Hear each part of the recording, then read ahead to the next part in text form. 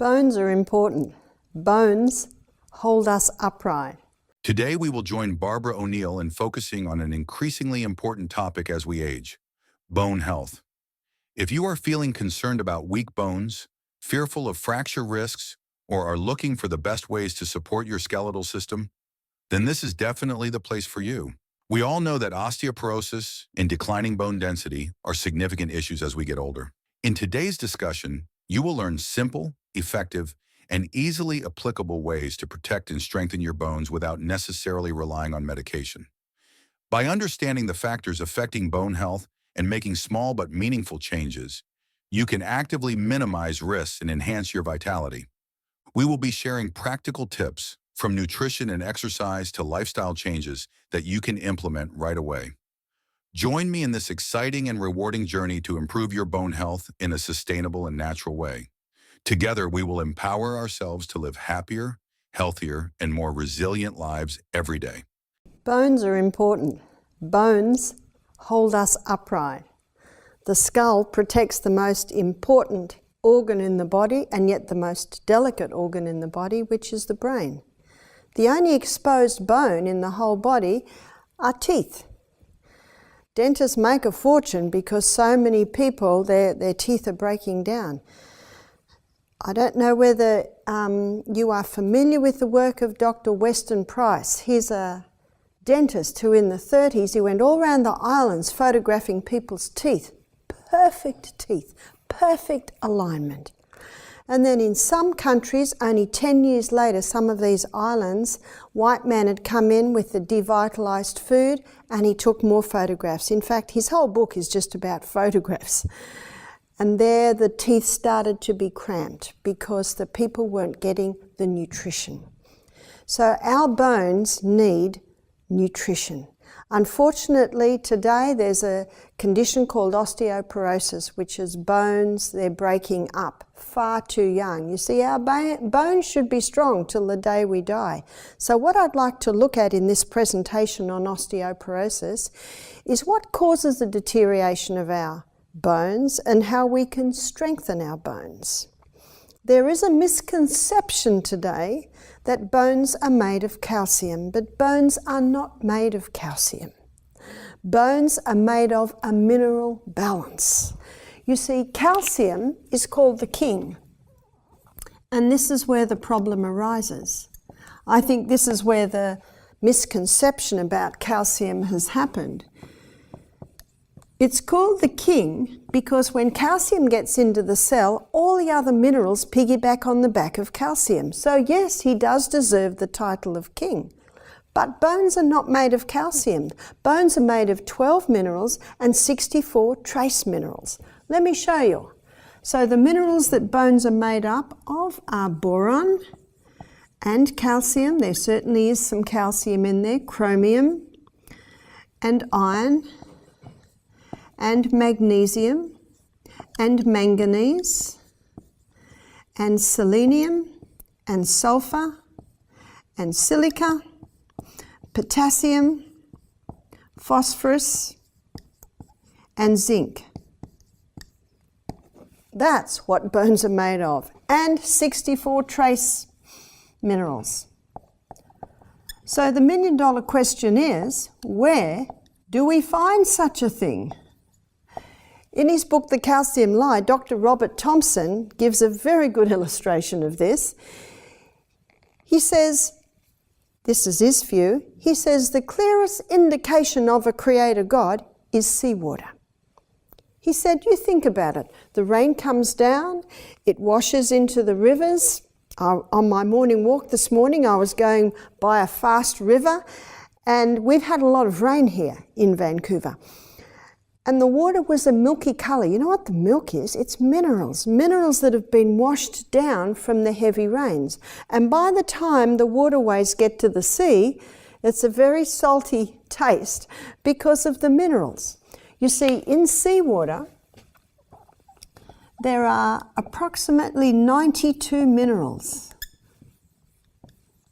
And the reason why Dr. Robert Thompson says that the seawater is the clearest indication of a creator God is because that mineral balance and proportion that you will find in seawater is what you'll find in your bones, is what you'll find in your blood, is what you'll find in every tissue of the body, the fluid that the brain swims in, the lymphatic fluid. It is all this same balance. Seawater contains a treasure trove of natural minerals essential for the body, including substances such as sodium, magnesium, calcium, potassium, along with many trace elements like iodine and zinc. These minerals play important roles in various bodily functions. For example, they help regulate nerve signals, maintain muscle contraction and relaxation, and contribute to keeping our bones strong. It can be said that the mineral composition of seawater reflects many of the human body's nutritional needs. However, it is important to remember that we cannot drink seawater directly. This is because the salt content in seawater is extremely high, far exceeding the body's ability to process it. When you drink seawater, the excess salt draws water out of your cells, causing severe dehydration. This forces the kidneys to work overtime to remove the salt, but this process cannot happen quickly without requiring additional water from the body. As a result, you may face serious health issues such as kidney damage and even greater dehydration than before. Therefore, while seawater contains many beneficial minerals, directly consuming it is not a healthy solution for the body. We need to choose safer and more effective ways to obtain these essential minerals through food or treated drinking water. But what do bones need, students? Do they need calcium? Not by itself. So I've got some good news. You can save money by not buying any more calcium supplements. And the money you save, you can buy something that is one of the best ways to get salt into your body, or the minerals, which is Celtic salt. Or it's getting hard to get, and apparently it's my fault, so you can get Baja salt is another one that's very, very similar. Celtic salt is hand harvested from Brittany on the French coast, very pristine part of France. In fact, the French government have declared it a heritage zone so that it can never be contaminated. 4.5 million acres. That's incredible. The Baja salt is on another pristine place in Mexico, and it's a hand-harvested sea salt as well. And because it's a hand-harvested sea salt, they retain the minerals. In fact, they retain approximately between 82 and 84 of the minerals. In seawater, there's approximately 92 minerals. So where are the rest? Well, that last 10 are in such tiny proportions, pico amounts. A pico is a measurement that's barely measurable, that it's inevitable that some of them are lost in the process of harvesting the salt. And the book that I read about the Celtic salt in Brittany, they've got peninsulas like this, and the salt flats basically are like this, and the wind, it comes across these areas, so the salt is dried very quickly. And because it's dried very quickly, there are a lot of mineral gases locked up in the crystal. So I prefer to buy my salt as crystals. And in that crystal are trace amounts, part per million amounts of iodine. Now, when the seas crash, the iodine goes up into suspension and settles on the land. And that's why the vegetables grown on the coast have a higher iodine level. Vegetables grown right inland, almost no iodine. And if you buy iodized salt, you're buying 3 minerals: sodium, chloride, and iodine. And within about, is estimated, 2 hours of opening it, all the iodine is lost. But when you buy the Celtic salt or the Baja salt, it's locked up in the gases. If you take iodine, it's out of your body in 20 minutes. But if you take that little crystal of Celtic salt, before every glass of water, you're giving part per million minor amounts of iodine, but little by little by little, that is the best way to take iodine into the body. And iodine is the main food used by the thyroid gland. So that's an interesting piece of information that I wanted to share with you while I share about how we get minerals into the bones, because bones are not made of minerals. Sorry, not a calcium, they're made of minerals. They're made of this balance. In Matthew chapter 5, verse 13, the Bible says, "Ye are the salt of the earth. If the salt has lost its savour, wherewith shall it be salted? It is henceforth good for nothing but to be cast out and trodden under foot of men." Old English. How does the salt lose its savour? I'd like to suggest that refined salt, with its 2 minerals, has lost its savour. It's lost all the other minerals. What does the Bible say now? It's now good for nothing but to be cast out and trodden under foot of men. And I thought of that when I was up in Minneapolis and saw them throwing salt on the road to melt the ice. 80% of the industrialized salt goes to industry, 20% goes to humans, and that's the refined salt. Thus, when it comes to maintaining bone health, it is not just about a single mineral like calcium, but rather about the balance and natural combination of minerals within the body. High-quality sea salts, such as Celtic salt or Baja salt, can be a source of diverse minerals that help supplement the essential elements needed by bones. However, we should not forget that, alongside supplementing minerals through salt, food is also an extremely important and natural source that the body can easily absorb. To comprehensively enhance bone health, we need to focus on consuming mineral-rich foods, particularly dark leafy greens, to sustainably and effectively supplement the necessary nutrients in a balanced way. Now let's delve deeper into the role of leafy greens in supporting bone health and why this is an indispensable source of minerals in our daily diet. Every day we should be eating dark, green, leafy vegetables. If you don't eat dark, green, leafy vegetables every day, and ideally they should be organic because organic food has a far higher nutrient content because of the microbes in the soil. Remember from one of our other lectures that it's the microbes in the soil that release the minerals out of the soil and put them into the plant. So if you're not having greens every day, you really should have green barley. You really should have a dose of something like wheatgrass or chlorophyll. So there's quite a few available today. They have these minerals in their balanced form. That's what our bones need. So if you are on calcium supplements, my suggestion is that you stop your calcium supplements. Have you noticed in aged care? I've spoken to quite a few nurses who work in aged care, and they say everyone is on these great big calcium supplements and everyone has osteoporosis. It's not doing it. It's not doing it because calcium taken in that form can actually harden the tissues. You see, calcium hardens cement. It doesn't harden bones. It can harden the tissues, it can harden the arteries, contributing to atherosclerosis. We should be taking nutrients into our body the way God put them into the food. So it's very important to have your organic food as much as possible. At our health retreat, we are not 100% organic.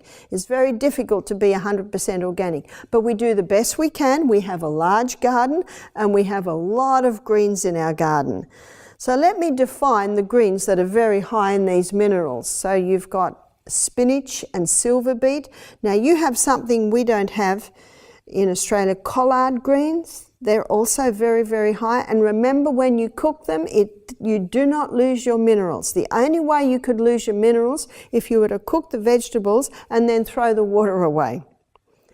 Remember in the old days, women on their fuel stoves used to have a pot at the back and they'd put the tops from the turnips, they'd put the tops from the carrots, they'd put the ends from the carrots, and that just boiled away slowly all day, and then they'd strain it and they used that as their stock for their soups.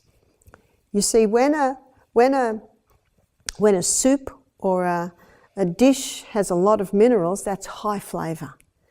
It's to the point now you can go into shops and buy stock cubes, can't you? But be careful, because a lot of stock cubes have monosodium glutamate in them. And be careful, because monosodium glutamate today can be called natural flavour enhancer. It can also be called hydrolyzed vegetable protein, hydrogenated vegetable protein. Very important to become aware of the names of monosodium glutamate.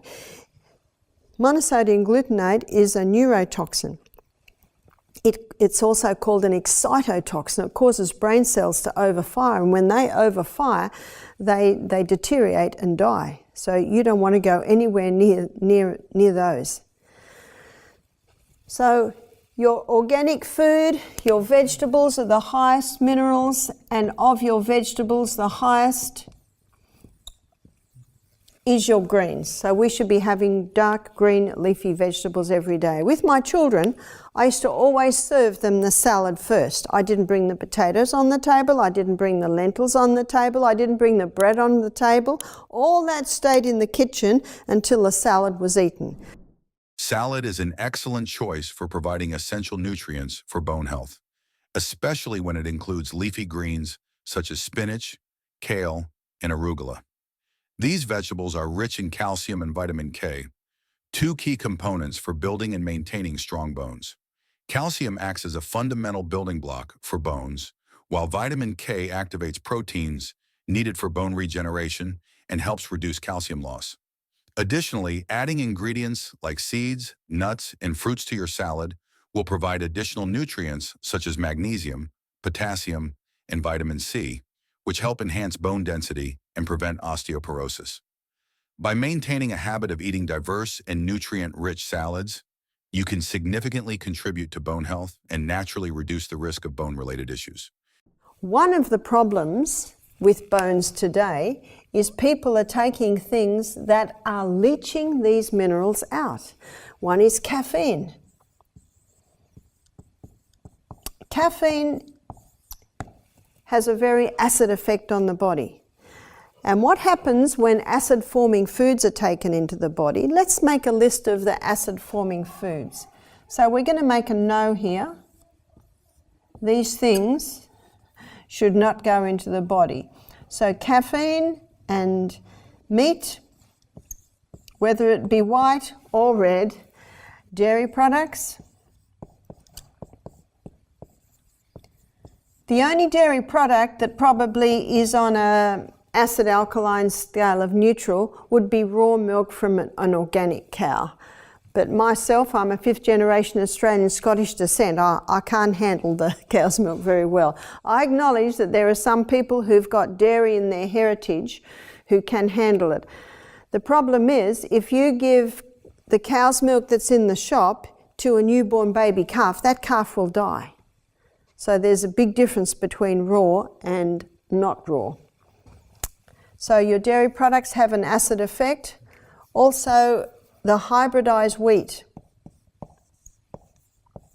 of today, it was hybridized in the 50s, went worldwide in the 70s, so by the 1990s, all the breads, the pastas, the cereals are all made out of the hybridized wheat. And the intensive crossbreeding that it went through created a very acid, or created a wheat that leaves quite an acid residue. So all of these foods leave an acid effect in the body. Now, anything that leaves an acid effect in the body, it actually leaches calcium out. Let me explain. The most acidic substance is sulfuric acid, and the most alkaline substance is calcium.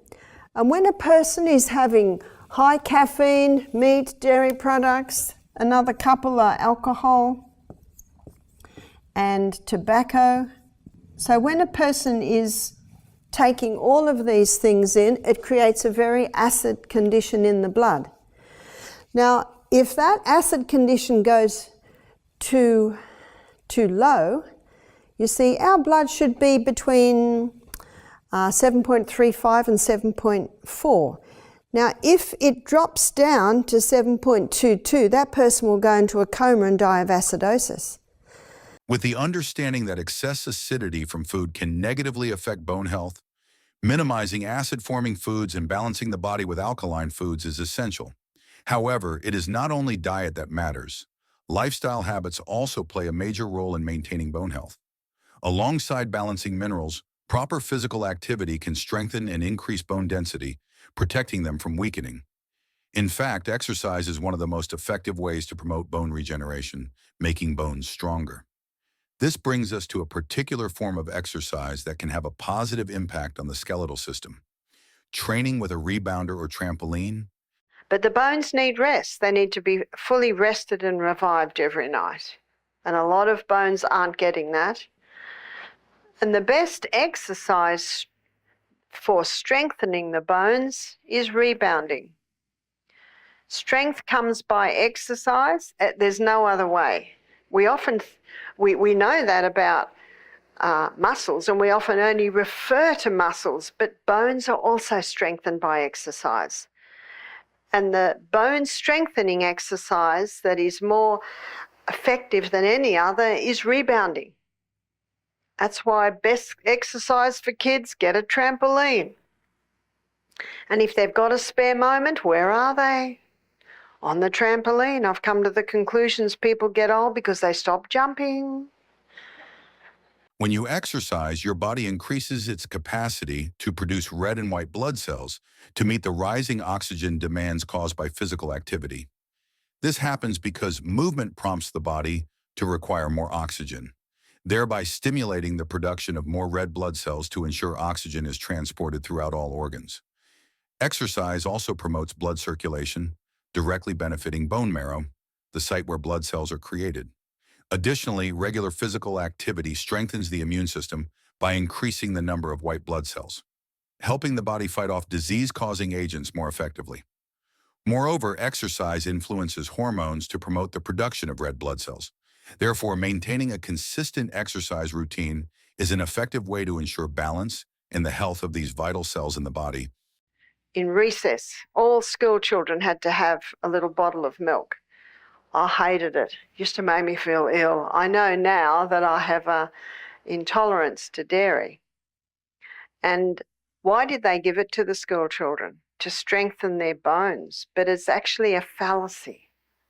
Let me show you. A glass of milk. Here's a glass of milk. And a glass of milk is high in calcium, yes. But those cows, they got 5 stomachs to be able to access that calcium. So it's not in a form easy for us to access. But that glass of milk is also very high in protein. And the countries in this world, which are the highest dairy consumers, have the highest incidence of osteoporosis. And so the reason why my children used to fall out of Tarzan vines, Emma was a real tomboy. She would climb the trees, the horses, they'd fall off horses. No broken bones. No broken bones. I took them to the dentist. The teeth are all perfect, and yet I didn't give them cow's milk. But every day we ate a lot of dark green leafy vegetables straight from our garden. And we fed the garden so that it was well nourished with compost.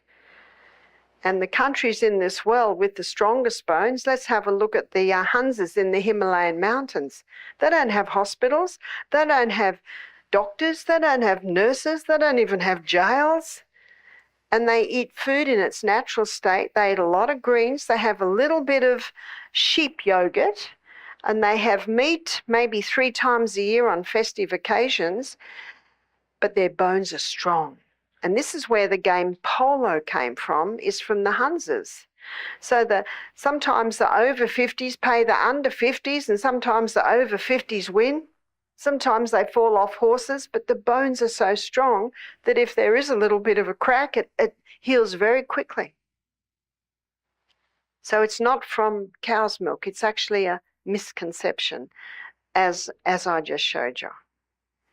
So we get our minerals from our foods, and the organic foods are a very high source, but as I showed you, many people are losing their minerals because of a high acid, high refined diet and high stimulating diet.